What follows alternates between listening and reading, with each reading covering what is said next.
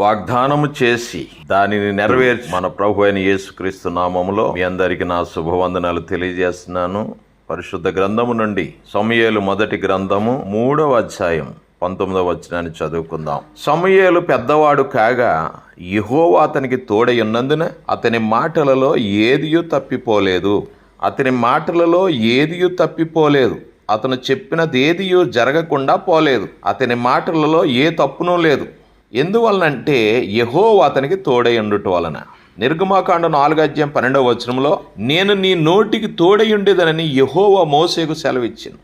అంతేకాదు హెజ్కేలు గ్రంథం 3వ అధ్యాయం 26, 27 వచనాల్లో నీవు మౌనువై వారిని గద్దింపక ఉండునట్లు నేను నీ నాలుక నీ అంగటికి అంటుకొనున్నట్లు చేసేదను. అయితే నేను నీతో మాట్లాడి నీ నోరు తెరచెదను అని దేవుడు హెజ్కేలుతో చెప్పాడు.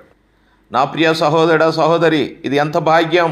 దేవుడు మనకు తోడయ్యండి అవసరమైనప్పుడే మాట్లాడినట్లు చేయించు. మిగిలిన సమయాల్లో మన నాలుక మన అంగటికి అంటుకొనున్నట్లుగా చేయడం ఎంత భాగ్యం ప్రియ దేవుని బిడ్డ. ఎన్ని అనవసరమైన మాటల నుండి, పనికిరాని మాటల నుండి మనం తప్పింపబడదుమో కదా.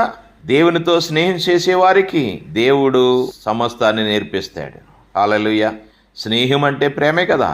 అవును, ప్రేమ కొద్దిగా మాట్లాడును, ప్రేమ డంబముగా ప్రవర్తింపదు, ప్రేమ వినుటకు వేగిరపడుతుంది, మాట్లాడడానికి నిదానిస్తుంది. దేవుని ప్రేమ నీలో ఉంటే నీ మాటలు అలసిన వానికి ఓరడించే మాటలుగా ఉంటాయి. ఇతరుల హృదయములలోని పాపమును బయటకు తెచ్చు ప్రవచన మాటలుగా ఉంటాయి. అపోస్తలుడైన పౌలు తిమోతికి రాసిన 2వ పత్రిక 2వ అధ్యాయం 18వ వచనంలో అనేకుల మాటలు పనికిరానివి గాను, కొరుకుడు పుండి వంటివి గాను, నాశనము చేయునవి గాను ఉన్నవి అని అంటున్నాడు. నా ప్రియ సహోదర సహోదరి, నీ నోరు దేవుని అదుపులో ఉన్నదా? ఆలోచన చేసుకో.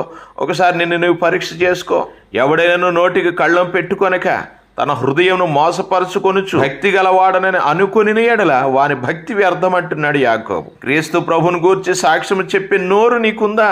దేవుడి చేయి ఆశ్చర్య కార్యములను తెలియజేసే పెదవులు నీకున్నాయా? లేక కొండములతో, డంబములతో, అబద్ధములతో నోరు నిండి ఉందా? వ్యక్తిగతంగా పరిశీలన చేసుకో. యెషయా ప్రవక్త వలె, అయ్యో ప్రభువా, నేను అపవిత్రమైన పెదవులు గలవాడను, నన్ను కనుకరించని ప్రార్థన చేయి. అప్పుడు ప్రభువుని పెదవులను, నీ నాలుకను ముట్టి నీ నోటికి తోడై ఉంటాడు.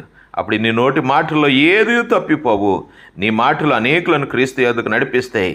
నీ మాటలు అనేక మందికి ఆదరణ కలుగ చేస్తాయి, ధైర్యాన్ని ఇస్తాయి, ఉత్సాహాన్ని ఇస్తాయి, ప్రభులో బలపరుస్తాయి. అటువంటి నోరుని, అటువంటి మాటలను ప్రభు నీకు దయచేయను గాక. ఆమెన్.